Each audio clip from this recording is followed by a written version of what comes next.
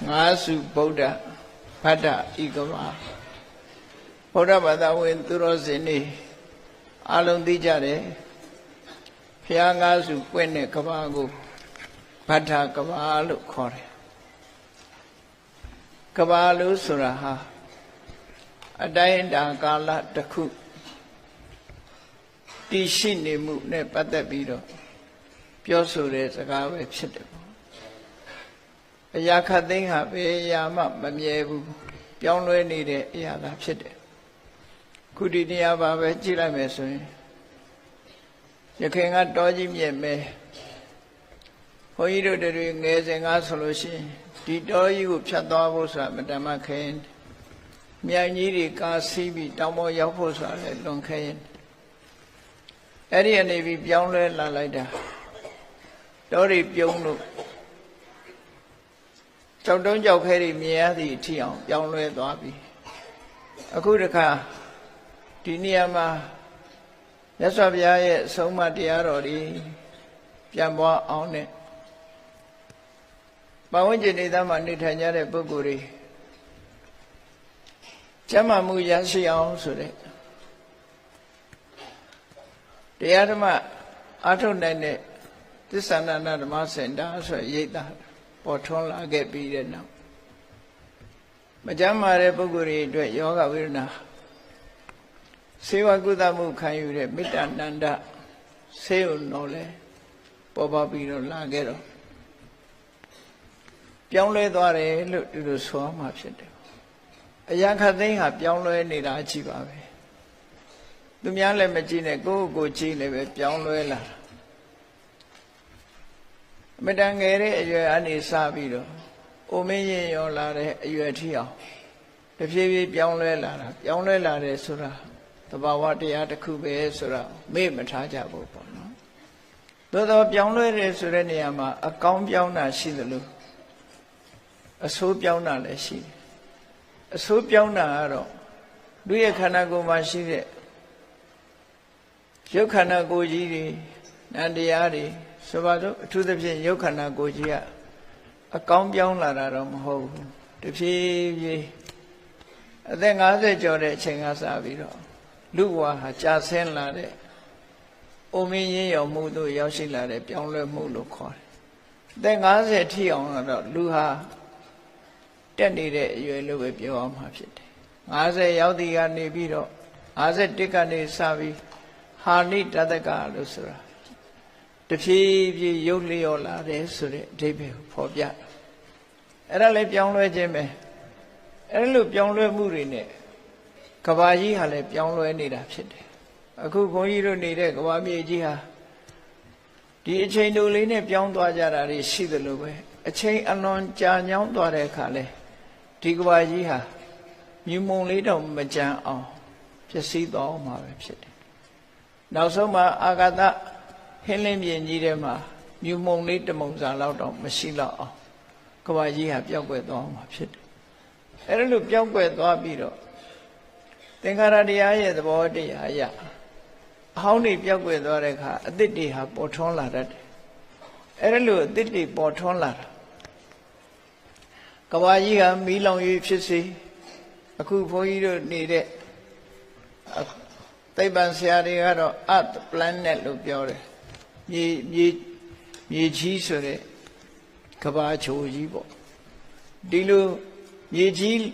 she the Kulu cabajo jibom yom yasa she. That was such a walla nandalo cor. A Kulu Lubi ye Nemo down ye, Nemo down go behold you beat Nemo down Kavama Lubi Nemo down Ochima, Adura Nabi. Nemo down Tamaro, down in the Napchi. Nemo down Gavama, Lupi, Satuma, in Napo Sura. When Lady Wanyan look, Johnny Tombido. Agata Henemy Nidema, you shall need a habu. Cabajo Yilo to look Kojara. Allo Lograp Jenya Dinyade, Kaliri Senda, Cabalo Yilo Piojarabo, no? Agatha Malum Janide, Yajitaku. Yemo down Surale, ဘုန်းကြီးတို့တွေကဘယ်မှာနေတာတုံးလို့မေးလို့ရှိရင်မြင့်မို့တောင်ခပန်းမှာနေကြတာလူပြေကမြင့်မို့တောင်ခပန်းနေကြအဲ့တော့အမတမကြီးမားသည့်အတွက်ကြောင့်ကိုနေတဲ့နေရာကမြင့်မို့တောင်ဆိုတာရှာဖို့မတမခက်တယ်ကိုနေတာကမြင့်မို့တောင်ခပန်းမှာရှိမြင့်မို့တောင်ကြီးကတဝက်လောက်ကပင်လယ်ထဲမှာမြုပ်ပြီးတော့တဝက်လောက်ပဲပေါ်နေတဲ့အနေအထားတစ်ခုရှိဒါကြောင့်မို့ကဘာမြေကြီးဟာ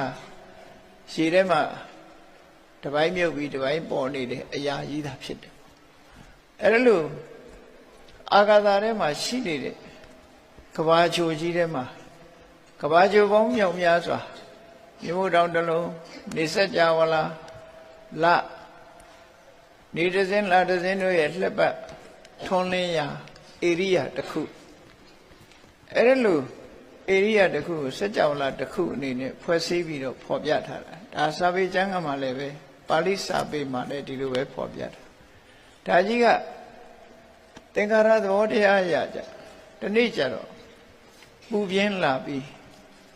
နေ90ထွက်တဲ့အခါမှာမိလောင်ကျွမ်းပြီးတော့ပျောက်ကွယ်သွားအောင်မှာပဲဖြစ်တယ်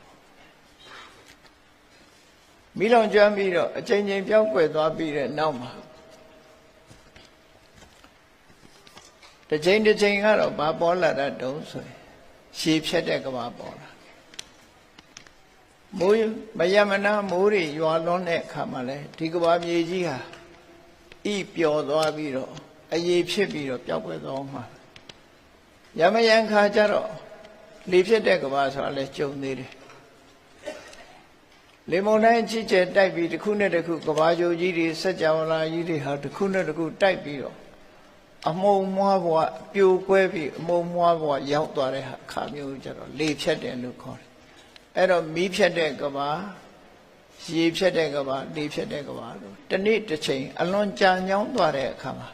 ကဘာကြီးပျက်စီးပျောက်ကွယ်သွားမှာပဲဖြစ်တယ်ပေါ့အဲ့ဒါလို့ကဘာကြီးပျက်စီးပျောက်ကွယ်သွားပြီးတဲ့အခါမှာပျောက်သွားတာရဲ့အစားဆိုတာနောက်တစ်ခါပြန်ပေါ်လာပြန်တယ်အကြောင်းတရားတွေနဲ့ပြန်ပေါ်လာတဲ့အခါမှာကဘာပြုမိုးကြီးရွာတယ်လို့မယမနာမိုးတွေရွာချလိုက်တာအဲ့ဒီ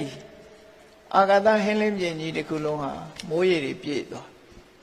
မိုးရေတွေပြည့်ရနေပြီးတော့နွားတို့များကိုနှွေးလိုက်တဲ့အခါမှာအပေါ်ကျော်လေးတင်းလာတယ်လို့ပဲမိုးရွာချလိုက်တဲ့မိုးရေပြင်မျက်နှာပြင်ကြီးဟာလည်းပဲအပေါ်ကျော်လေးတင်းလာပြီးတော့မြေအဖြစ်ကိုတဖြည်းဖြည်းပြောင်းလဲရောက်ရှိလာတယ်လို့ဒီလိုဆိုတယ်နော်ဒါကြောင့်မို့ဆိုကြတာကအောက်ကလေထုရဲ့အထက်ကရေထုရဲ့အထက်ကမြေထုလို့သူတို့ပြောတာအဲ့ဒါလို့ကဘာကြီးဟာအမှန်တမ်းကြီးမားတာဆိုတော့မြတ်စွာဘုရားဟောလို့သာမှတ်ထားအဲ့ဒါကြီးမားတဲ့အရာကြီးကိုလူမျက်လုံးနဲ့အကုန်လုံးစုပြီးတော့တစ်ချိန်တည်းမြင်မို့ဆိုတာအလွန်ခဲနေပေါ့နော်အဲ့ဒါလို့ကဘာပြုမိုးကြီးရွာလိုက်တဲ့အခါမှာရေပြင်ကြီးဖြစ်သွားတဲ့အချိန်မှာရေရှိလို့ရှိရင်ကြာဆိုတာရှိလာတယ်ပေါ့စိုက်ပျိုးစရာမလိုဘဲနဲ့ရေရှိရင်ကြာပင်ကပေါက်လာမြေရှိလို့ရှိရင်လည်းမြေစာပင်ဆိုတဲ့မြက်ကလည်းပေါက်လာအဲ့ဒါမျိုးလို့ရေရှိလိုက်တာနဲ့တပြိုင်နက်ကဘာဥကာလမှာအလုတ်လျောက်ကြာပင်ကြီးတွေကြာဘူးကြီးတွေပေါ်ထွန်းထွက်လာတယ်အဲ့ဒီအချိန်မှာလူပြေဆိုတာမရှိသေးဘူးလူကဘာမရှိသေးဘူးပျက်စီးတဲ့ထဲပါမသွားတဲ့ဗြဟ္မာကြီးတွေဗြဟ္မာပုံသာလဲပျက်စီးတာလွတ်တဲ့ဗြဟ္မာပုံကဗြဟ္မာကြီးတွေသာလဲဒီရှိနေလူပြေနတ်ပြေဆိုတာပျောက်ကွယ်ပြီးတော့သွားတယ်အဲ့ဒါလို့ကဘာကြီးပြန်တည်လာဖို့ပထမဆုံးရွာချတဲ့မိုးနှစ်ပေါင်းများစွာအကြာကြီးကြားလာအောင်ကြာပြီဆိုတဲ့အခါမှာအဲ့ဒီကြာဘူးကြီးတွေပေါ်ထွက်လာတယ်အဲ့ဒီကြာဘူးကြီးတွေဟာကဘာတိုင်းမှာပေါ်သလားလို့ဆိုမပေါ်ဘူးရမယခါတခါတရံကြလို့ရှိရင်အချိန်တော်တော်များများကဘာတွေမှာရေပြင်ကြီးဖြစ်လာပြီးတဲ့နောက်ကြာမပေါက်တဲ့ကဘာတွေကလည်းအများကြီးပဲကြာမပေါက်ဘူးဆိုရင်အဲ့ဒီကဘာမှာဖျားမပွင့်တော့ဘူးလို့သုံးညကဘာဖျားမစိတ်သုံးတဲ့ကဘာအဖြစ်သတ်မှတ်ထားကြတယ်ပေါ့အဲ့ဒီရေပြင်ကြီးကဘာဥကာလကဘာတီတဲ့ရေပြင်ကြီးထဲမှာကြာဘူးလေး တဖူးလောက်ပေါ်ပြီးတော့လာပြီးဆိုလို့ရှိရင်အဲ့ဒီကဘာဟာဘုရားတဆူပွဲမဲ့ကဘာလို့ခေါ်တယ်အဲ့ဒါကဘာနဲ့ကြာနဲ့ဘုရားပွဲမပွင့်အထိမ်းအမှတ်တစ်ခုဘယ်သူတွေကသိကြသလဲလို့ဆိုရင်တက်တန်းရှိကြတဲ့ပြမကြီးတွေကသိကြတယ်တဲ့ဒါကြောင့်မို့ကြာဘူးလေးတဘူးတွေ့ပြီဆိုလို့ရှိရင်အဲ့ဒီကဘာကိုဘုရားတဆူပွဲမဲ့ကဘာဆိုပြီးတာရကဘာလို့ခေါ်တယ်တဆူတာရတိပိဋကတရဓမ္မဗန္ဒဂါရိကမင်းကုန်းဆရာတော်ဘုရားကြီးရေးတဲ့မဟာဗုဒ္ဓဝင်ဆိုတာကိုဖတ်ကြည့်တယ်အဲ့မဟာဗုဒ္ဓဝင်ထဲမှာဒီမှတ်တမ်းလေးပါတယ်တဆူတာရဘုရားတဆူပွင့်မဲ့ကဘာကိုတာရကဘာလို့ဘုရားတဆူပွင့်မဲ့ဆိုတာကိုကျွတ်တင်ပြီးတော့ဘာကသိတယ်ဆိုရင်ကြာနမိတ်ကနေပြတာကြာဘူးတဘူးကဘာရည်ပြင်းကြီးတယ်မှာကဘာတီတဲ့ရှင်မျက်နှာပြင်ပေါ်မှာကြာဘူးတဘူးထွက်လာပြီဆိုရင်အဲ့ဒီကဘာမှာဘုရားတဆူပွင့်မယ်လို့သူတို့ဆိုတယ်နောက်တစ်ခါကြာဘူးနှစ်ဘူးတွေ့ပြီဆိုလို့ရှိရင်နှစ်မန္တကဘာလို့ခေါ်တယ်ဘုရားနှစ်စုပွင့်တဲ့မန္တကဘာအဲ့တော့ဘုရားနှစ်စုပွင့်မယ်ဆိုတဲ့အထိတ်အမှတ်ကိုကြည့်လိုက်ရင်ကြာဘူးကြီးကနှစ်ဘူးတွေ့ရတယ်အဲ့ဒါဆိုရင်ဘုရားနှစ်စုပွင့်ပြီနောက်တစ်ခါကြာဘူးသုံးပွင့်တွေ့ရပြီဆိုရင်အဲ့ဒီကဘာကိုဝရကဘာလို့ခေါ်တယ်ဝရသုံးစုဘုရားသုံးစုပွင့်မယ်အဲ့ဒီကဘာမှာကြာဘူးနဲ့ဘုရားကိုသတ်မှတ်ပြထားတာနော်နောက်တစ်ခါကြာဘူးကြီးက၄ဘူးပေါ်နေတယ်ဆိုလို့ရှိရင်တာရမန္တကဘာတဲ့ဘုရားလေးစုပွင့်တဲ့ကဘာလို့သူတို့ဆိုတယ်ဟောဒီဘုန်းကြီးတို့လူဖြစ်ရတဲ့ဒီကဘာမှာကြတော့ဘုရား၅စုပွင့်တာမို့ကြာဘူးကြီးကကဘာဥက္ကလမှာ၅ခုပေါ်ခဲ့ဘူးတယ်အဲ့ဒီ၅ခုကြာဘူးကြီးပေါ်ထွက်လာခဲ့တာပေါ်ထွက်လာတဲ့အခါကျတော့ပြမကြီးတွေဝန္တာအာရဟာဒီကဘာတော့ဘုရား၅စုပွင့်တော့မှာပဲဘုရား၅စုတဲ့ပိုပွင့်တဲ့ကဘာဆိုတာမှတ်တမ်းမရှိဘူးနော်၅စုဟာအများဆုံးပဲလို့သူတို့ဆိုရမှာအဲ့တော့ကြာဘူးကြီး၅ခုတွေ့တဲ့အခါမှာပြမကြီးတွေကအဲ့ဒီကြာဘူးကြီးတွေကိုခူးယူသွားပြီးတော့သူတို့ပြမဘုံမှာတိမ့်ထားလိုက်တယ်ယူသွားကြအဲ့ကြာဘူးထဲမှာဘာတွေပါလာတော့ဆိုဘုရားလောင်းတွေတောထွက်လာတဲ့အခါမှာပရိက္ခရာ၈ပါးပရိက္ခရာ၈ပါးသင်္ကန်းတွေပါလာတယ်အဲ့ဒါကြောင့်မို့မတန်တတန်းရှိတဲ့ပြမကြီးတွေလူတွေရဲ့တတန်းနဲ့ဆိုရင်တော့မမေ့ဘူးပေါ့ကြာဘူးကြီး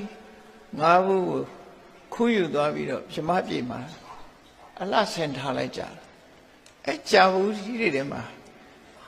ဒီကြာသင်္ကန်းနဲ့ပရိက္ခရာ၈ပါးဆိုတာပါလာတယ်ဒီနေ့ခေတ်လို့ကြာရိုးသွားရက်တဲ့ကြာသင်္ကန်းမဟုတ်ဘူးနော်ကြာသင်္ကန်းလို့ပြောတာကဘာဥကာလကကြာဘူးထဲမှာပါလာတဲ့သင်္ကန်းကိုကြာသင်္ကန်းလို့ခေါ်တာဒီကနေ့ခေတ်တော့ကြာရိုးလေးတွေကိုမြင်ပြီးတော့ဖြင်ကျန်းလို့ဟာရက်ထားတာကိုကြာသင်္ကန်းဆိုပြီးတော့ခေါ်နေကြတယ်နော်ဒီ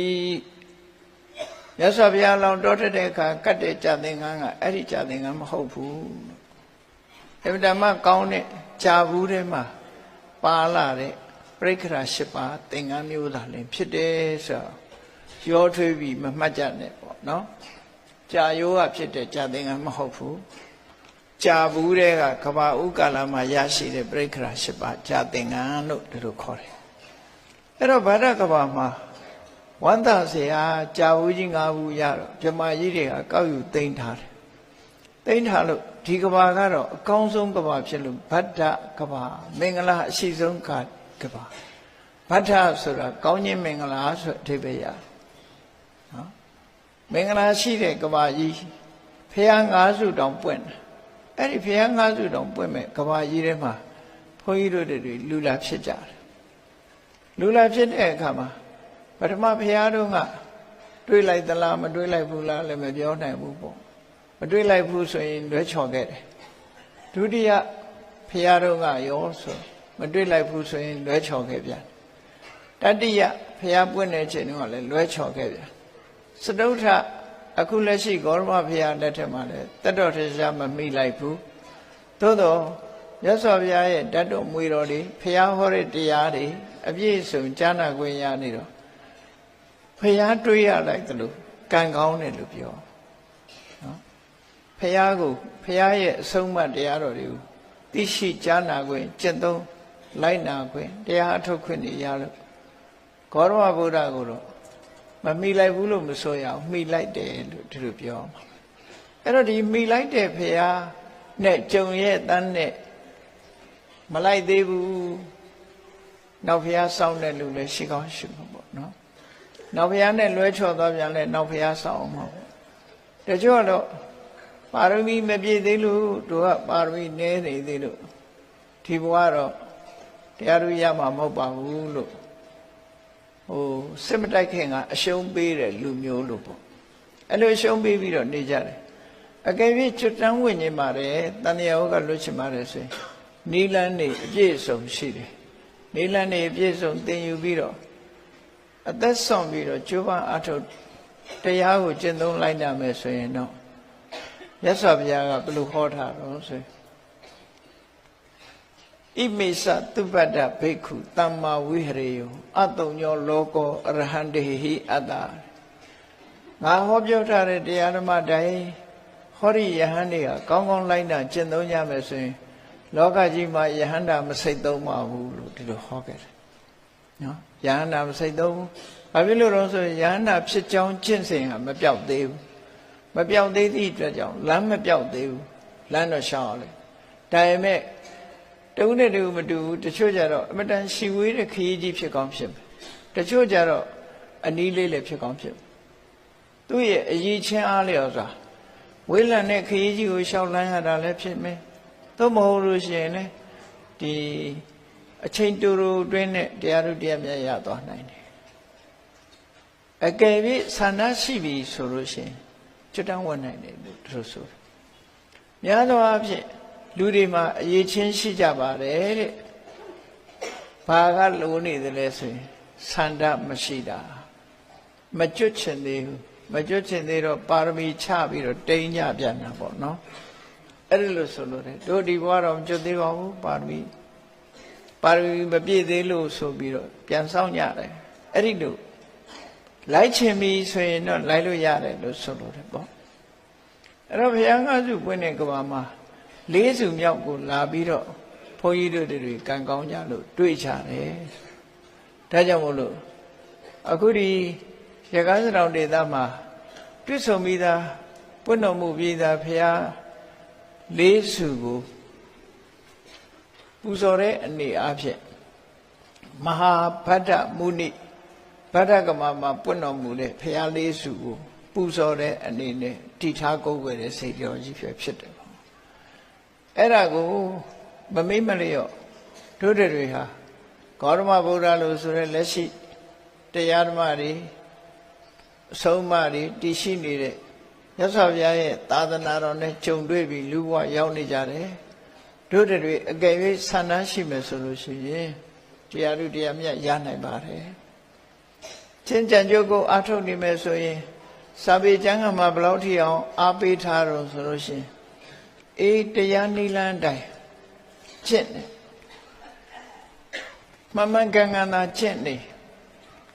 ခရီးမျိုးခရီးလိုပဲဘလောက်ဝေးတဲ့ခရီးပဲဖြစ်ဖြစ်ကုန်းချောင်းရှောက်နေလမ်းဆုံးရင်ရောက်မှာလမ်းမဆုံးသေးရင်တော့မရောက်သေးဘူးအဲ့ဒါလိုပဲမြတ်စွာဘုရားဟောကြားထားတဲ့မစ္စည်းမပฏิပဒါမဂ်ခင်လမ်းကြောင်းကြီးကိုရှောက်နေမယ်ဆိုလို့ရှိရင်မြတ်စွာဘုရားအခုငယ်ရွယ်တဲ့အချိန်တို့မသေးခင်ဒီတရားသူတရားမြတ်မရဘူးနေချတာဖြစ်တာဟုတ်အေးသေကနေ့အချိန်ရောက်လို့သေတော့မယ်ဆိုတာကိုလူကသိလာပြီဆိုတဲ့အခါမှာရင်နစ်ပြီဆိုရင်တွေ့တာဖမ်းဆွဲတတ်တယ်လို့ပဲသေတော့မယ်ဆိုတဲ့အချိန်မှာဆွတ်လွတ်ပြီးတော့တရားကိုကျင့်တော့တာအဲ့ကြဘဝတစ်ခုကဆွတ်လွတ်ရတော့မယ်ဆိုတဲ့အချိန်မှာကြောက်လာတစီ6တဲ့ကဣတိပိသောကုံရွတ်တယ်လို့ပေါ့နော်အဲ့ဒါလို့နေမှာပေါ့သေတော့မယ်ဆိုတဲ့အခါမှာတရားကိုအပြတ်အားထုတ်အဲ့ဒါလို့အပြတ်အားထုတ်တဲ့ပုဂ္ဂိုလ်တွေဟာ သေကန်ဒီလေးမှာတရားဓုတရားမြတ်ရသွားနိုင်တယ်ဆိုတဲ့အခွင့်အရေးပေးထားတယ်ဒါဖြင့်သေတဲ့အချိန်လေးမှာတရားဓုမရဘဲနဲ့လွဲချော်သွားတယ်ဆိုရင်တရားထုတ်ရင်သေသွားသည့်အတွက်ကြောင့်တမဲတဖို့မရလိုက်ပါဘူးဆိုပါတော့နတ်သွားဖြစ်တယ်နတ်ပြည်မှာသွားဖြစ်တယ်နတ်ပြည်သွားဖြစ်တဲ့အခါကျတော့လူဘဝတုန်းကသင်ယူအထုတ်ခဲ့တဲ့တရားတွေချက်ချင်းကြီးတတိကိုယ့်ဘက်ကိုတတိယပြီးတော့ချက်ချင်းတရားဓုရသွားတယ်တဲ့နတ်ဘဝမှာတရားဓုရသွားအကယ်၍ကိုယ့်ကိုရုပ်တရက်အိယာကဖြတ်ခနဲ့နိုးလာတယ်လို့အသေးအဆန်းနေနဲ့အတိတ်ဘဝကိုမစင်စားမိသေးတဲ့အချိန်မှာဆိုလို့ရှိရင်လေတငယ်ချင်းပေါင်းတဲ့နတ်ပြည်ရောက်နေတဲ့ပုဂ္ဂိုလ်တွေကနှုတ်ဆက်စကားပြောကြပြီးတို့ဘယ်တော့မှဒီတရားတွေကျင့်ခဲ့တာတို့ဆိုတာတွေကိုပြောလိုက်ရင်ချက်ချင်းတတိယပြီးတရားဓုတရားမြတ်ရသွားတယ်ဒီလိုဆိုတယ်နော်အဲ့ဒါလို့မဟုတ်ရင်လည်းပဲနတ်ပြည်မှာလည်းပဲတရားပွဲတွေရှိတယ်တဲ့ဒီလိုပဲနတ်ဘဝမှာပြောသွားနေရင်ကနေပြီးတော့တခါတခါပြမမင်းကြီးတဏ္ဍကုမာရဆိုတဲ့ပြမကြီးကလည်းပဲဆင်းဆင်းလာပြီးတော့နတ်ပြည်မှာတရားဟောလို့ရှိတယ်အရိယနတ်သားတွေကလည်းရှိတယ်အဲ့ဒီလိုတရားလာဟောတဲ့အခါမှာဒီတရားတွေငါကြားဘူးပါတယ်နာဘူးပါတယ်ဆိုတဲ့တတိလေးဖြစ်လိုက်တာကနောက်ကျသေးတယ်ချက်ချင်းတရားဓုရသွားတယ်ညံထက်တာဘူးသူတို့အဲ့ဒါကြောင့်မို့လို့အခွင့်အရေးဟာတရားထုတ်နေတဲ့ပုဂ္ဂိုလ်ဟာဒီဘဝမှာရနိုင်တယ်မရဘူးဆိုရင်သေကံဒီချိန်လေးမှာရမယ်နောက်ဆုံးချိန်မှာရမယ်အဲ့ဒီချိန်မရလို့လွဲချော်သွားရင်နတ်သားဖြစ်ရင်ရတယ်ဒါဖြင့်အဲ့ဒါကိုလည်းတခါလွဲသွားအောင်မရသေးဘူးဆိုလို့ရှိရင်စိတ်မပူနဲ့လွဲချော်သွားတဲ့အခါမှာနောက်ဖရာတဆူနဲ့တွေ့ပြီးတရားဟောလိုက်တာနဲ့ဝိသခါရုံးလို့ပေါ့ခုနှစ်နှစ်အရွယ်လေးမှာဖရာဟောလိုက်တဲ့တရားနာလိုက်တာနဲ့ပဲတရားဓုရသွားနိုင်တယ်ဒီလိုဆိုတယ်နော်တခါအဲ့ဒီဖရာပွင့်တာနဲ့မကြုံဘူးလွဲချော်နေပြန်ပြီတရားဓုမရဘူးဆိုလို့ရှိရင်ဖယားမပွင့်တဲ့ကဘာမျိုးမှာမပွင့်ခင်မှာဒီပိစိကဗုဒ္ဓတွေဆိုတာပေါ်ပေါက်တတ်တယ်ပေါ့အဲ့ဒီပိစိကဗုဒ္ဓပေါ်ပေါက်နေတဲ့အချိန်ခါမျိုးမှာဆိုရင်တရားထုတ်တဲ့ပုဂ္ဂိုလ်သည်သူ့ကိုယ်ပိုင်ဉာဏ်နဲ့အသိဉာဏ်နဲ့ထိုးထွင်းပြီးဘု து တရားမှနားကြမလို့ပဲနဲ့ပိစိကဗောဓိဉာဏ်ရပြီးပိစိကဗုဒ္ဓအဖြစ်ကျွတ်တန်းဝင်နိုင်ပါတယ်လို့ဟောအခွင့်အလမ်းတွေတရားထုတ်ပြီဆိုရင်ဒီအခွင့်အလမ်းတွေရှိတယ်လို့ပြောတာနော်အဲ့ဒီအခွင့်အလမ်းတွေရနိုင်တယ်လို့သူဆိုတယ်ဒါကြောင့်မို့ဒီဗဒ္ဒကဘာမှာကြာငါဘူးပွင့်တာကိုကြည့်ပြီးတော့ဖယားငါးစုပွင့်လိုက်မယ်ဆိုပြီးတော့အထိတ်မှတ်ကြာပွင့်ကြီးတွေပြမပြေမှာတိမ့်ထားတာကြာဘူးကြီးတွေတိမ့်ထားတာကြာဘူးကြီးတဘူးကြံသေးတယ်လို့ဆိုလိုတယ်အဲ့တော့ဒီပွင့်တော်မူပြီးသားဖယားငါးစုကိုမြုပ်မှန်းပြီးတော့ပူဇော်တဲ့အနေနဲ့မဟာဗတ္ထမုနိဗတ္ထကဘာမှာပွင့်တော်မူတဲ့ရှင်တော်မြတ်ဖယားများဆိုတဲ့အမည်နာမနဲ့ထီးစေတော်ကိုတည်ထားကိုးကွယ်တယ်ဖယားเจ้าတော်အနေနဲ့တည်ထားကိုးကွယ်ထားတာဖြစ်တယ်ပေါ့တပန်းမဟာဗတ္ထမုနိဖယားရဲ့မဟာယံတတိုင်းလို့ဆိုတဲ့နေရာမှာတတိုင်းအစာမလုပ်ထားတော့ဆိုဂေါတမဗုဒ္ဓရဲ့လက်ဝဲတော်ယံတာဝကမဟာတာဝက40နဲ့လက်ရတော်ယံမဟာတာဝက40အဲ့ဒီမဟာတာဝက80ဖះကိုပူဇော်နေတဲ့ဟန်နဲ့မဟာတာဝက80ရန်ထားပြီးတော့ဖះလေးစုကိုပူဇော်နေတဲ့တဏ္ဍာပူဇော်ထားတာပဲဖြစ်တယ်ပေါ့ဒါကြောင့်မို့မဟာဗတ္တမုနိစေတီတော်ကြီးဟာဒီထူးခြားတဲ့ပူဇော်မှုကိုပူဇော်ကြအပေါ်ရောက်တဲ့အခါတိုင်းမှာဖះလေးစုလုံးစလုံးရှိခိုးပူဇော်ခွင့်ရတယ်အဲ့တော့ဖះလေးစုအကြောင်းလေးကိုဒီကနေ့ညမှတ်သားနာယူထားကြဖို့ပေါ့နော်ပွင့်တော်မူပြီးသားဖះလေးစုရဲ့အကြောင်းကိုအဓိကထားပြီးတော့မှတ်သားနာယူဖို့ပဲအေးကြာနဲ့သတ်မှတ်ပြီးတော့ပြောတဲ့ဟာကိုတသုတာရနှစ်မန္တဝရ3စုသာတာရမန္တ4စုပြ ပင်စဗတ္တကာတဆူတော်မှမပွင့်ကတုံညကကဘာလို့အဲ့ဒီမဟာဗုဒ္ဓဝင်ပထမတွဲမှာမင်းကုန်းဆရာတော်ကြီးကဒီကဗျာလေးတစ်ခုစတ်ထားတာရှိတယ်နော်အဲ့ဒီကဗျာအရာဗတ္တကဘာဟာဘုရားငါးစုပွင့်တာနောက်တစ်စုကျန်သေးတယ်လို့အဲ့တော့ဘုရားငါးစုပွင့်တော်မူခဲ့တယ်ဘုရားငါးစုထဲမှာဒီပေါ်ရောက်ပြီးတော့ဖူးလိုက်တဲ့အခါမှာဘုရားလေးစုလုံးဟာပုံတူထုထားတာဖြစ်တယ်ပုံတူထုထားတာကိုတတိထားပြီးတော့ဒီစာကတ်ထားတာကိုမကြည့်နဲ့ဘာဘုရားဆိုတဲ့ဟာကိုမကြည့်သေးပဲနဲ့နော်ဘုရားရဲ့ဘွဲတော်ပေးမထားပဲနဲ့ဘာကိုကြည့်ရမလို့ဆိုဘောဓိပင်ကိုကြည့်ဘောဓိပင်ကိုကြည့်လိုက်ဘောဓိပင်ကြည့်ပြီးတော့ဒီအစုကတော့ဘယ်ဘုရားရဲ့ကိုရောစာဆိုတာဘောဓိပင်ကြည့်တာနဲ့သိနိုင်တယ်ပေါ့နော်အဲ့တော့ဘုရားငါးစုနဲ့ပတ်သက်ပြီးတော့မှတ်သားကြည့်အောင်ဒီကဘာမှာကဘာကြီးစတည်ပြီးတဲ့နောက်မှာလူတွေရဲ့တက်တန်းဟာအလွန်ရှည်လျားစွာအသင်္ကြန်တန်းထီအောင်တက်သွားတယ်တက်သွားပြီးလူတွေအသက်ရှည်ခြင်းတိုင်းရှည်နတ်တွေတဲ့တောင်အသက်ပိုးရှည်တယ်မန္တမင်းကြီးဆိုလို့ရှိရင်သူကနတ်ပြည်ရောက်ပြီးတော့တာဝရိန္ဒနတ်ပြည်မှာတရားမင်းကြီးနဲ့တဝက်စီနတ်တွေကိုအုပ်ချုပ်တဲ့အချိန်မှာတောင်မှပဲသူနတ်ပြည်ရောက်တဲ့နှစ်ကစပြီးတော့တွက်လိုက်ရင်သူရှိနေတဲ့နတ်ပြည်ရောက်နေတဲ့အချိန်တွင်းမှာတောင်မှတရားတွေဟာပေါ်လာလိုက်သိဆုံးသွားလိုက်နဲ့စုတည်သွားလိုက်နဲ့တရားပေါင်း36ယောက်တော့ရှိတယ်ဆိုတာအဲ့တော့နတ်တဲ့အသက်ရှိတယ်လို့ပြောတရားပေါင်း36ယောက်လဲမှသူဟာသိဆုံးသွားတာအဲ့တော့သူ့တက်တန်းဟာအလုံးကိုရှိတယ်အဲ့လိုလူတက်တန်းကတခါတည်းရန်ကျတော့အလုံးကိုရှည်လျားတာကနေပြီးတဖြည်းဖြည်းလူရဲ့တက်တန်းဟာရောကျလာ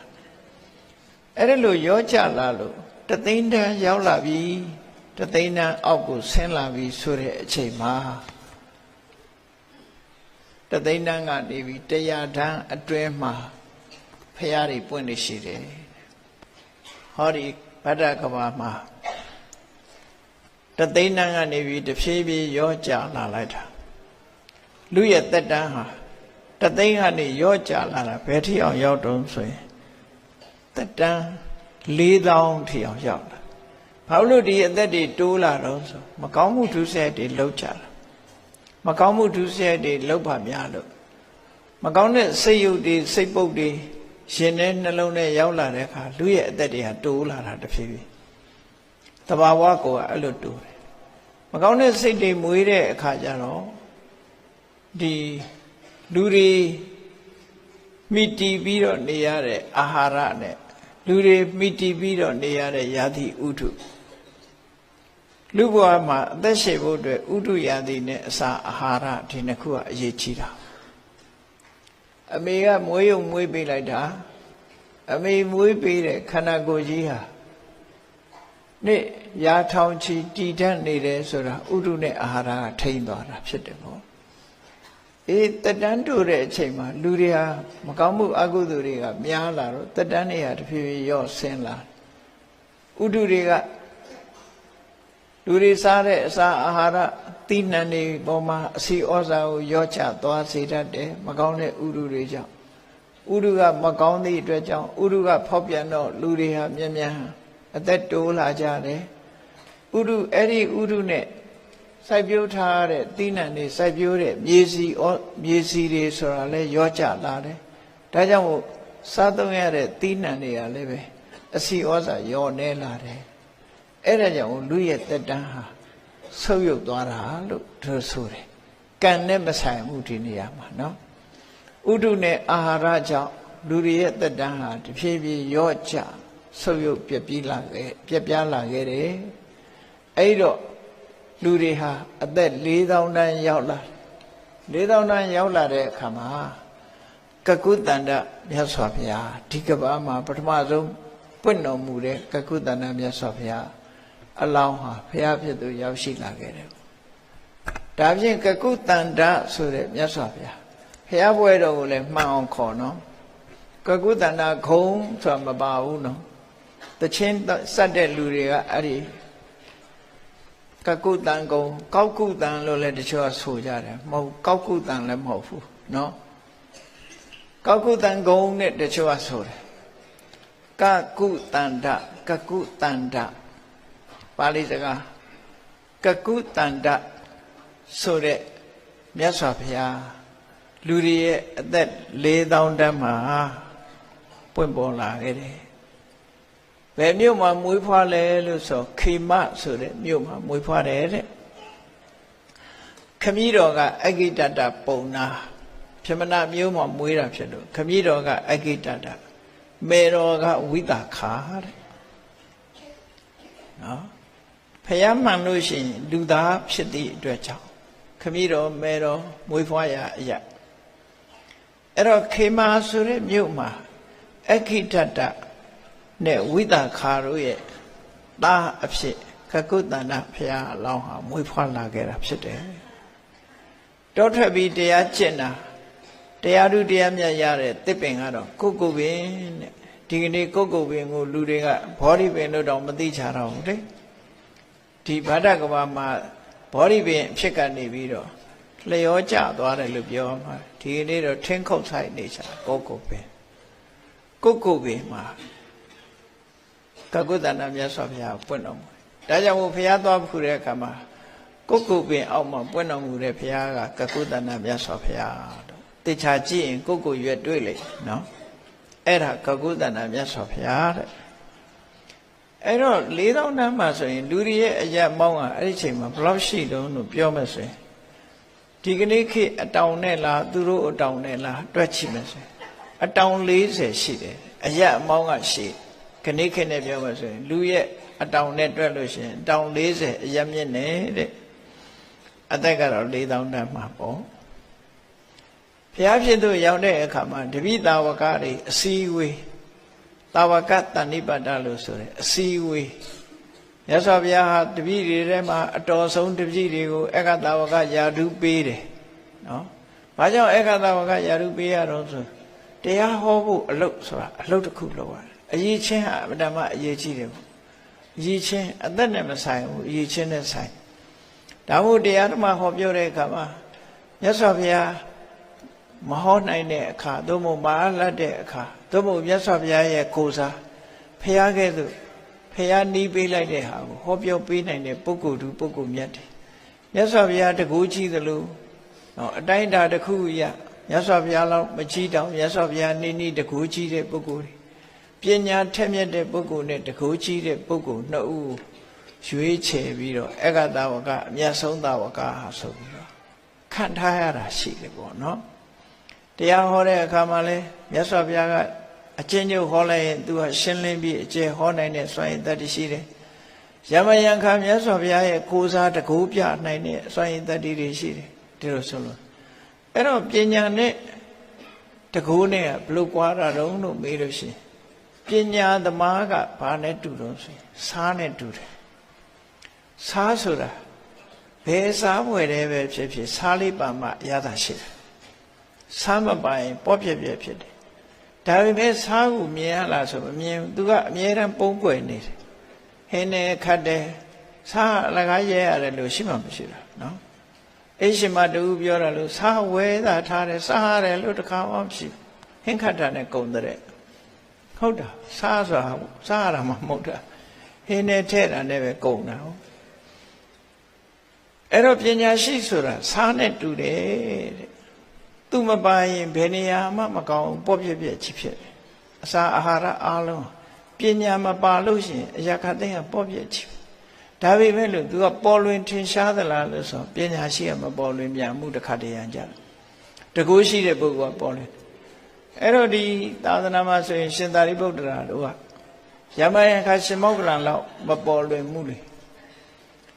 မေဂုံပု္ပ္ပာပြဿနာတွေမေးကြရှိတယ်ဖြေရှင်းစရာရှိပြီဆိုရင်တော့အဲ့ဒီကြရင်တော့ပညာရှိဟာစီကြီးတစ်ဖွဲ့တီးမှမြည်တယ်လို့ဆိုတာ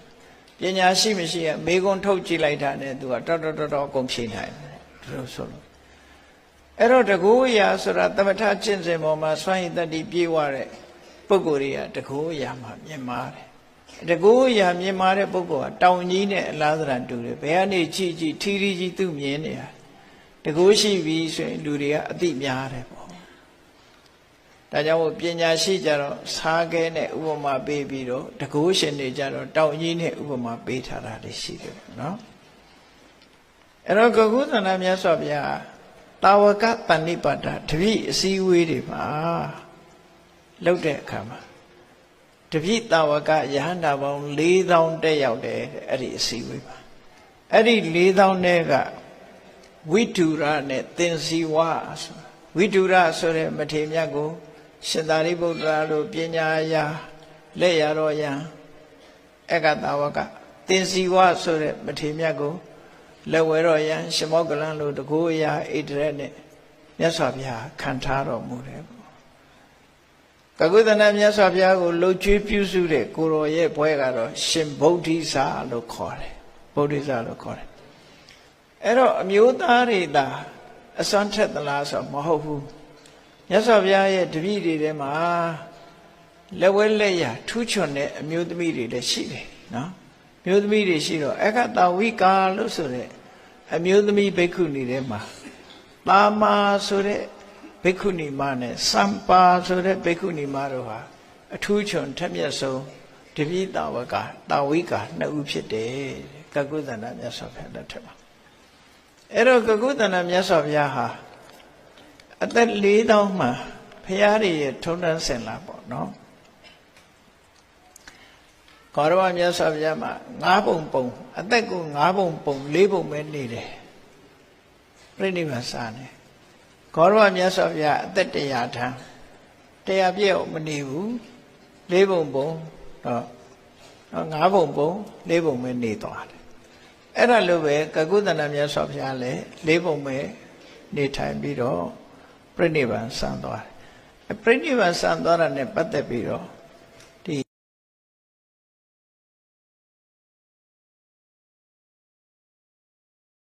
နာရီ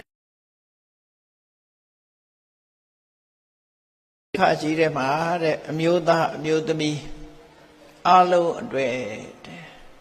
ဓမ္မဈေးခွက်ကြီးတစ်ခုဖော်ထုတ်ပြီးတော့ခင်းကျင်းသွားတယ်တရားဓမ္မနဲ့ပတ်သက်ပြီးဝေချနာဝယ်လို့ရအောင်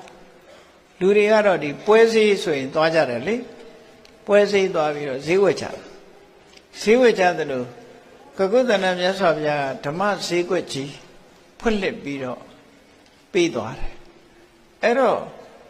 တရားတွေအတွက်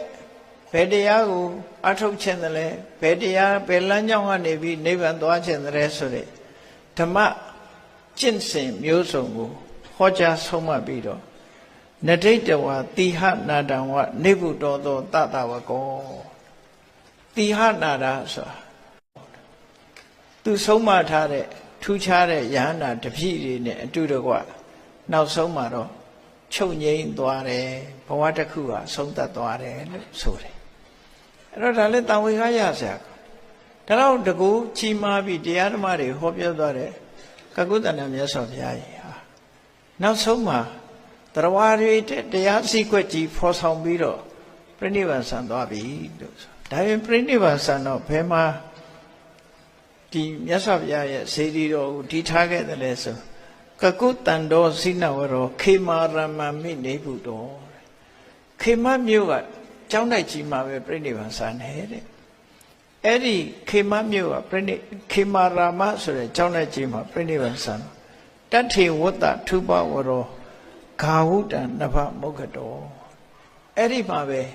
ဓာတ်တော်ကတဆူတဲသာကျွင်းတယ်တတန်းရှိတယ်ဘုရားတချို့တွေပါဓာတ်တော်ကတဆူတဲမို့အဲ့ဒီဓာတ်တော်တဆူတဲကိုဌပနာထိသွင်းပြီးတော့တဂါဝုတ်မြင့်တဲ့ထုပလို့ဆိုတဲ့ပထိုးတော်ကြီးကိုတီထားပြီးတော့ခေမာရမကျောင်း၌ထဲမှာပဲစေတီပထိုးတီထားပါတယ်သူဆိုတယ်ဒါကကုသန္တာမြတ်စွာဘုရားအဲ့တော့အဲ့ဒီနေရာဟာခုချိန်မှာဘယ်ရောက်သွားလဲလို့မေးကြရှိတယ်ဘယ်ရောက်သွားတာဆိုရှိနေဥမှာပဲနော်ဓာတ်တော်မူတော်တော့မရှိတော့ဘူးသို့တော့ဘုရားရဲ့စေတီပထိုးတည်တဲ့နေရာတို့ကတော့ရှိဘု ဘုရားတဆူနဲ့တဆူကြားမှာမြေကြီးကတယူဆနာမြင့်တက်လာတယ်အဲ့တော့မြေကြီးအောင်ရောက်သွားတယ်လို့ပြောဒီဘုရားရဲ့စေတီတော်ဟာမြေကြီးအောင်ရောက်တာဘာကြောင့်လဲဆိုရင်ကတ္တဗဘုရားရဲ့စေတီကို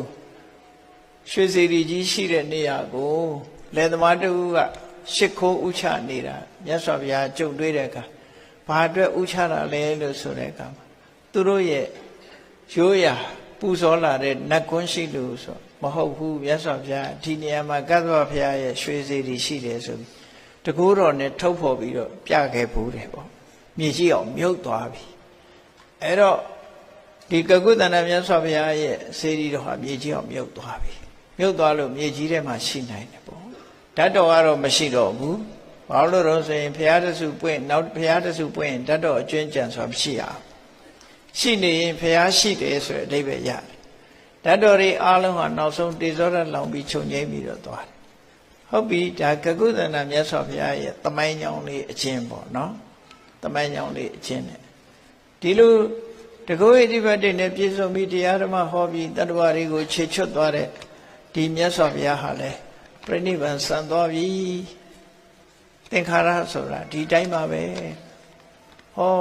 ကဘာကြီးကပြောင်းလဲသွားတယ်ကကုသန္တမြတ်စွာဘုရားပွင့်ပြီးတဲ့နောက်မှာလူတွေရဲ့တဏ္ဍာမှာမကောင်းမှုအကုသိုလ်တွေကများလာတော့တက်တန်းကဆုပ်သွားပြီးတော့7နှစ်တန်းထိအောင်ရောက်သွားတယ်နော်ဆုပ်သွားတာ7နှစ်တန်းထိအောင်ရောက်တော့အခုခေတ်ဖြစ်နေတာတွေတဲ့ပိုအခြေအနေဆုံးမှာပေါ့ခုခေတ်လည်းဆိုးလာတယ်လေဆိုးလာတယ်အဲ့ဒီ7နှစ်တန်းရောက်ပြီဆိုလို့ရှိရင်အမတန်ဆွမ်းထက်တဲ့လက်နဲ့ကြီးတွေနဲ့တကြပုတ်ကြဖြစ်လာမယ်ခါသီးတဲ့အမုန်းတွေနဲ့အခုလည်းအဲ့ဒီပုံစံဝင်နေတယ်နည်းနည်းနော်ခါသီးတဲ့အမုန်းတွေနဲ့ရန်သူဟုတ်သည်ဖြစ်စေမဟုတ်သည်ဖြစ်စေတတ်တာဖြတ်တာတွေများလာအဲ့ဒီလိုကဘာမှာတတ်မှုဖြတ်မှုတွေဟာထင်ရှားဖြစ်လာ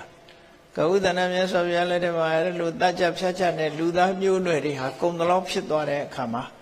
လူတွေကပြန်ပြီးတန်ဝေကရပြီးတခုနဲ့တခုမေတ္တာထားလိုက်တဲ့အခါမှာတက်တန်းပြန်တက်လာပြီးတော့အသင်ချေရှည်ကျင်တိုင်းရှည်ပြီးတခါမကောင်းတဲ့စိတ်တွေဝင်လာပြန်တော့ပြန်ကြလာတယ်ကြထားတိုင်းလိုပဲတက်လိုက်ကြလိုက်ပဲအပြောင်းလဲရအမြဲရှိနေတယ်ဆိုတာတတိထားကြဖို့ပေါ့နော်ခေတ်ဆိုတာအမြဲတမ်းအပြောင်းလဲဖြစ်နေအဲ့တော့ပြန်ကြလာလိုက်တာတက်ပြီးပြန်ကြလာတော့အခါလူတွေရဲ့တက်တန်းဟာ3000တန်းထိရောက်လာတယ်ခုနတုန်းက4000တန်းတို့ကကကုသန္တမြတ်စွာဘုရားပွင့်တယ်တောင်30မြင့်တယ်တက်တော်ကတော့3000တန်းနဲ့အေးတပည့်သာဝကတွေသာဝကတဏိပါဒခေါ်ပြီးတော့အခသာဝကယာတုနဲ့မြောက်စားတဲ့အခါမှာတော့တဲ့ဖိယောတဆိုတဲ့မထေရဥဒ္ဒရဆိုတဲ့မထေရဒီနှစ်ပါးကအခသာဝကသုဋ္ဌိစဆိုတဲ့ယဟန်ကအလုတ်ကျွေးအမျိုးသမီးတွေကသမုဒ္ဓါတဲ့ဥဒ္ဒရာတို့ဒီနှစ်ခုကအမျိုးသမီးတွေကထူးခြားတဲ့လက်ရနဲ့လက်ဝဲရဒီလိုမြတ်စွာဘုရားမှာတို့ရှိတယ်အဲ့တော့ကောဏဂမဏမြတ်စွာဘုရားအခုလိုလူလောကမှာပေါ်ထွန်းလာပြီးတာကိုမှတ်တမ်းတင်ထားတဲ့အခါမှာဓမ္မစေတိသမုတ်တစ်တဝါဓမ္မထုတ်တဝိဖုတိတံဓမ္မပုပ္ဖခုံလံကတ္တဝနေဗုတောသောတတဝကောတရားဒီဟုသောစေတီကြီးကိုတိဆောက်တရားဒီဟုသောဒီပိတ်ဖြူကြီးနဲ့လွှမ်းထားပြီးတရားဒီဟုသောပန်းကုံကြီးဖုံးလွှမ်းထားတဲ့ပန်းကုံကြီးဖုံးလွှမ်းထားပြီးတဲ့နောက်မှာပြိဋိဘံဆံသွားတယ်ဆိုလိုတာကလူတွေအမှန်တရားသိရှိအောင်ဟောပြောဆုံးမပြီးကကုတ္တကောဏဂမဏမြတ်စွာဘုရားကလည်းပြိဋိဘံဆံသွားတယ်လို့ဆိုလိုတယ်အဲ့ဒီကောဏဂမဏမြတ်စွာဘုရားဘယ်မှာပြိဋိဘံဆံတော့ဆိုကောဏဂမနောတံဗုဒ္ဓောပပ္ပတရမမိနေဗုတောပပ္ပတရမကျောင်းတိုက်မှာပြိဋိဘံဆံတဲ့ဓာတုဝိထာရိကံအာတိအဲ့ဒီဘုရားကအဋိဋ္ဌံလိုက်သည့်အတွက်ကြောင့်ဓာတ်တော်လေးတွေအစိတ်မွာတွေဖြစ်တယ်ဒါကြောင့်ဓာတ်တော်ရှိသမျှစေတီပထိုးတွေလည်းပဲများတယ်အခုဂေါရမဘုရားလိုပဲ စေတီပထိုးတွေများပြီတေတုပရိသတော်ဟိုရဒီရတိမှာမြတ်စွာဘုရားတတ်တော်တွေထိသွင်းပြီးတော့ဌာပနာတဲ့စေတီတွေပေါ်ခဲ့တယ်အဲ့ဒီစေတီတွေပဲရောက်သွားတော့ဆိုရင်ခုနလိုပဲမြေကြီးအောင်မြုပ်သွားပြီလို့သူမှတ်တခါတတိယမြောက်ပွင့်တော်မူတဲ့ဘုရားကကတ္တဗဘုရားဗာရဏသီပြည်မှာမွေးဖွားတယ်ဗြဟ္မထတ္တဆိုတဲ့ပုံနာနဲ့ဓနဝတီဆိုတဲ့ပုံနေမှမေတော်ခမည်းတော်တို့ရဲ့သားဖြစ်တယ်ပေါ့ဘောဓိပင်ကတော့ဘာလို့ဆိုပင်ညောင်ပင်ညောင်ကိုညောင်ပိနေလို့လည်းပြောကြတယ်ပေါ့ပင်ညောင်ပင်ဘောဓိညောင်ပင်ကမျိုးပေါင်းအစိတ်လောက်ရှိတယ်ညောင်မျိုးကအစိတ်လောက်ရှိတယ်နော်အဲ့တော့ပင်ညောင်ဘောဓိမှာဒီကတ္တဗဘုရားလောင်းဟာပွင့်တယ်အရတ်တော်ကအတောင်20ရှိတယ်တက်တော်က2000တန်ဒါနော်ခုနလိုပဲတက်တန်းတွေကရှည်ပြီးတော့ပြန်ကျလာတဲ့အချိန်မှာပွင့်တာနော်တက်တန်းတွေက10နှစ်တန်းတစ်အောင်ဆုတ်သွားတယ်ဆုတ်သွားပြီးတော့အသေးချေတိအောင်တက်သွားတယ်တက်ပြီးပြန်ဆင်းလာတယ်2000တန်းရောက်တဲ့အခါမှာကတ္တဗဘုရားပွင့်တယ်လို့တို့မှတာဝကတဏိပါဒကတစ်ချိန်ရဟန်းပေါင်း2000တက်ရောက်တယ်အဲ့ဒီ2000တဲကရွေးချယ်ပြီးတော့ခန့်အပ်တာတော့တိတ်သမထေနဲ့ဘာရဒွါစာမထေပညာအရာဣတရေရတဲ့တိတ်သလက်ရတော့ရဘာရဒွါစာတကူအရာဣတရေရတဲ့လက်ဝဲတော့ရဒီနှစ်ပါးကိုခန့်အပ်ပြီးတော့အဲ့ဒီမှာသဗ္ဗမိတ္တဆိုတဲ့ယဟန်တော်ကတော့ဘုရားရဲ့အလုပ်ကျွေးအမျိုးသမီးတွေကအနုလာနဲ့ဥရုဝေလာတို့ကမြတ်စွာဘုရားရဲ့ထူးခြားတဲ့တပည့်မတွေဖြစ်တယ်အဲ့ဒီတရားဓမ္မတွေဟောပြောပြီး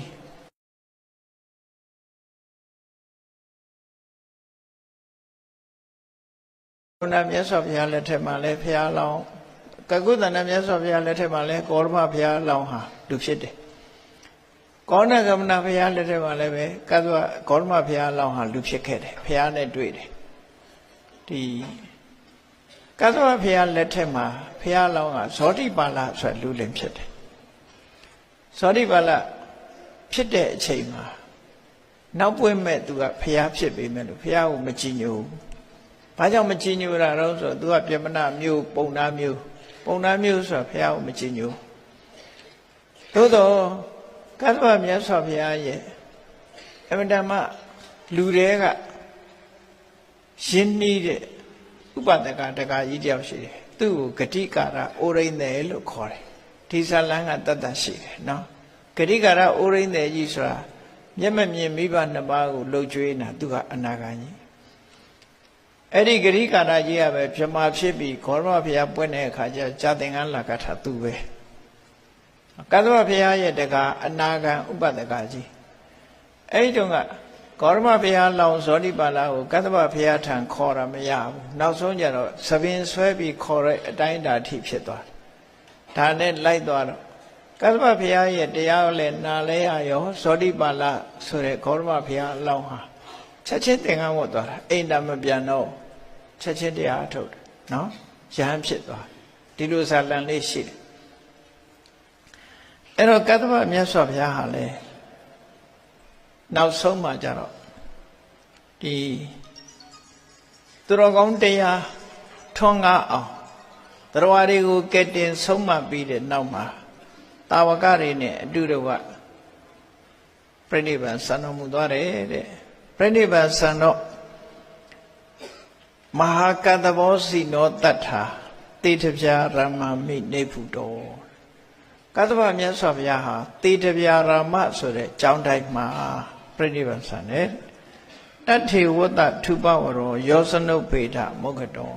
တေယုစနာအမြင့်ရှိတဲ့ဒီစေတီပထိုးကိုတည်ထားကိုးကွယ်ခဲ့တယ်တဏှာထဲမှာပဲဂေါရမဘုရားလက်ထက်ရောက်တဲ့အခါကျတော့အဲ့ဒီစေတီပထိုးကိုးကွယ်တဲ့နေရာကိုပြန်တွေ့တယ်ခဏကလေသမားတယောက်ကရှ िख ိုးနေတာတွေ့တော့မြတ်စွာဘုရားဒီနေရာမှာကတ္တဗဘုရားရဲ့စေတီရှိတယ်ဆိုပြီးတော့ တကူတော်နဲ့ထုတ်ဖော်လိုက်တဲ့အခါစေတီကမြေကြီးတဲ့ကနေကြွတ်တက်လာတယ်အဲ့ဒီမှာပူဇော်ကြောခွင့်ရလိုက်ကြတယ်နော်မြတ်စွာကတ္တဝမြတ်စွာဘုရားရဲ့ရွှေစေတီဆိုတဲ့ဝတ္ထုရှိတယ်ဓမ္မပဒထဲမှာအဲ့ဒီလိုမြေကြီးအောင်မြုပ်ပြီးတော့သွားတယ်ကတ္တဝမြတ်စွာဘုရားပြိဋိဘံဆံသွားပြီးတဖြည်းဖြည်းလူလောကကြီးဟာဆိုးမိုက်လာပြီးတက်တန်းတွေတိုးလို့ဆယ်နှစ်တန်းလေးရောက်တဲ့အခါအဆိုးဆုံးအဆင့်ရောက်သွားတဦးနဲ့တူတကြဖြတ်ကြပေါ့ခဏခေတ်လို့လက်နဲ့တွေကလည်းကောင်းနော်တခါဒိန်းဆိုတစ်ချက်ချလိုက်ရင်လူကသိမ့်ချီသေးသွားနော်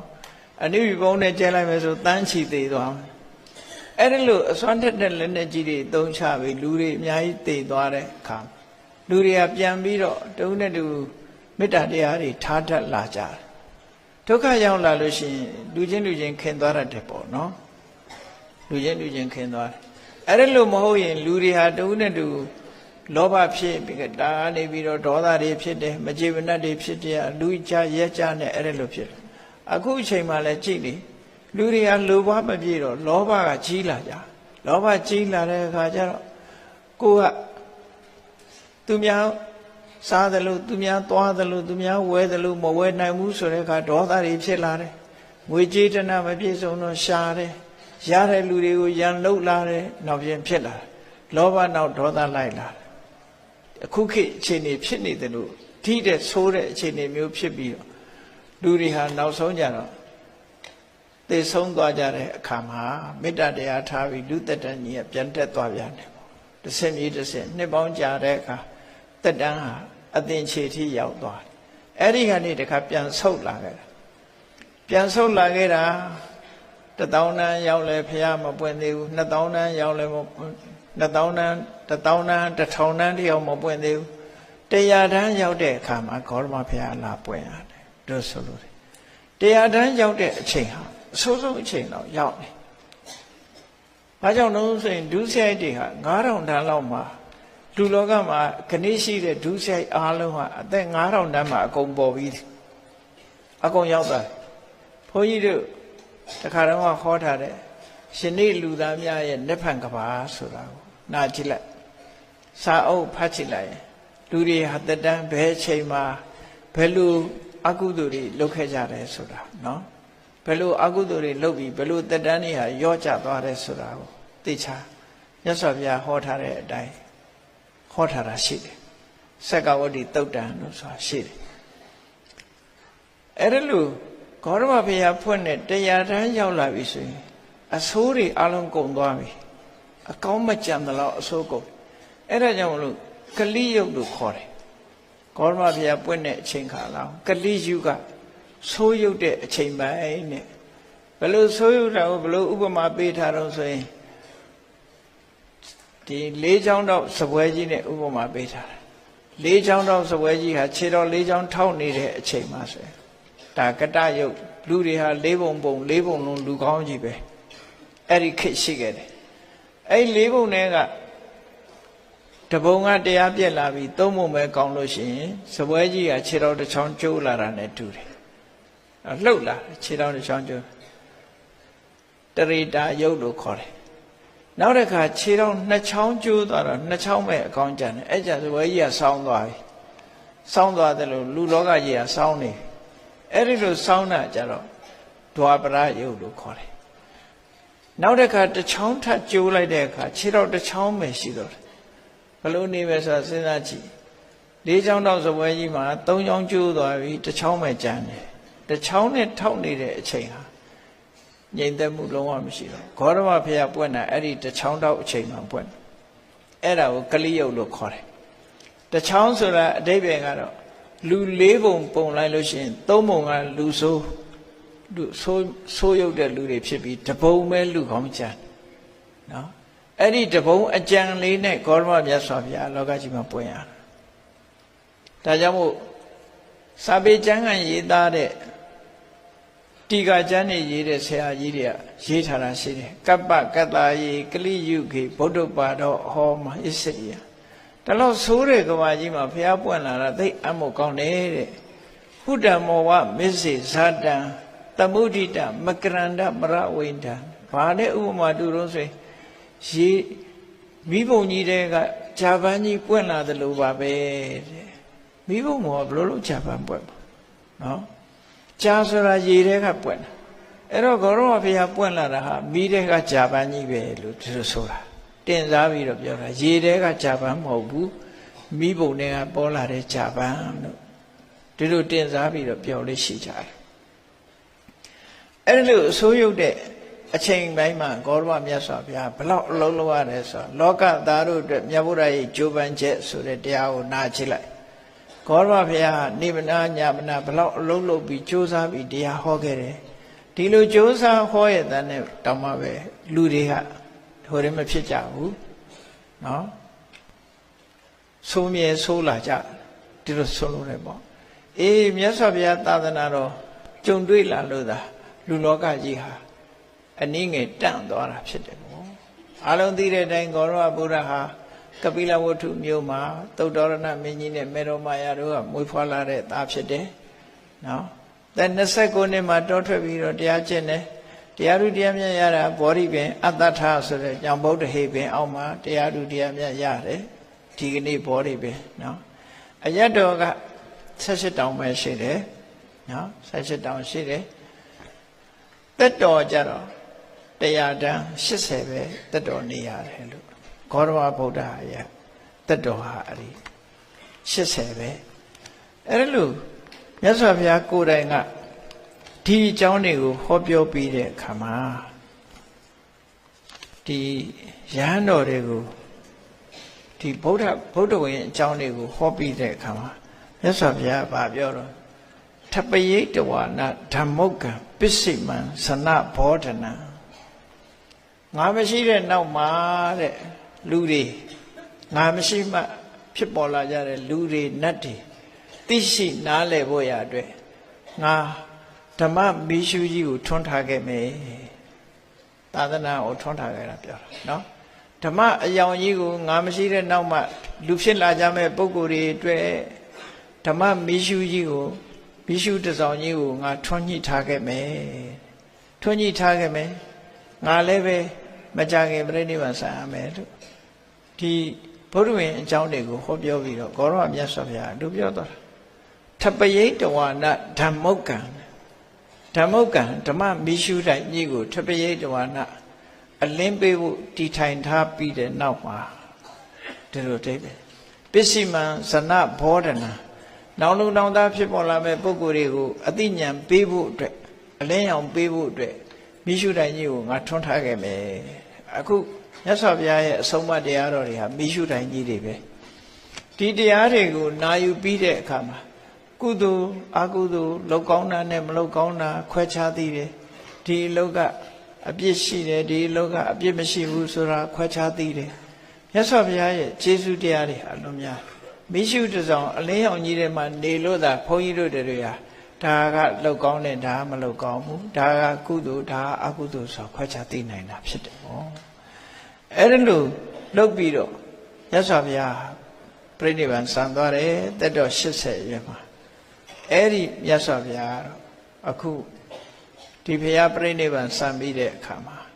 နောက်ကြတော့လူရဲ့တက်တဟာအခုလိုတဖြည်းဖြည်းကျလာပြီကျလာပြီးရင်ပြန်တက်မယ်ပြန်တက်ပြီးပြန်ပြီးတော့ကျလာတဲ့အခါမှာလူအသက်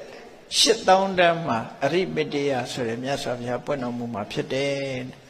တဆူနဲ့တဆူကြားမှာမြေကြီးကတယုဇနာမြင့်တက်သွားတယ်လို့ဆိုအဲ့တော့တယုဇနာမြင့်တက်သွားလို့ရှိရင်အရိမတေယဘုရားပွင့်တဲ့အခါတချို့တောင်တွေကမြုပ်သွားတယ်နော်မြေကြီးကမြင့်တယ်ဘာကြောင့်မြင့်တာတော့ဆိုတာမြေကြီးပေါ်မှာကျွေးကြတဲ့တည်ရွက်တွေတို့ဘာတွေတို့ဆိုတာရှိတယ်မဟုတ်လားလူတွေမြုပ်တာလဲမြေကြီးကတက်လာတာပဲလေအဲ့တော့တဖြည်းဖြည်းမြေကြီးကမြင့်တက်လာတယ်ဒါကြောင့်မို့လို့အခုဗမာပြည်မှာတောင်ဗမာအစမြန်မာအစတကောင်းကဆိုတကောင်းမှသွားတူးဖော်တဲ့အခါပြုခိတ်ကလူတွေမြုပ်ထားရတဲ့အိုးတွေတွေ့နေလေနော်10တောင်လောက်10ပေလောက်နဲ့တဲ့တွင်ထဲမှာသွားတူးမြုပ်ဟလင်းမှာဆိုလို့တူးဖော်ရမြုပ်တွေ့တာပဲလေပကံမှာလည်းတူးဖော်တာတွေ့တာအိန္ဒိယနိုင်ငံဗုဒ္ဓဂယာဘုရားသွားဖူးတဲ့လူတွေတွေ့လိုက်ပြီဗုဒ္ဓဂယာဘုရားကြီးကမြေကြီးအောက်ကတူးထားတာလေဂျိုက်ကြီးထဲမှာအဲ့ဒါတူးဖော်ထားတာပဲအဲ့ဒါလိုပဲ မြေကြီးအောင်ရောက်ပြီးတော့ပျောက်ကွယ်သွားကြမှာပဲ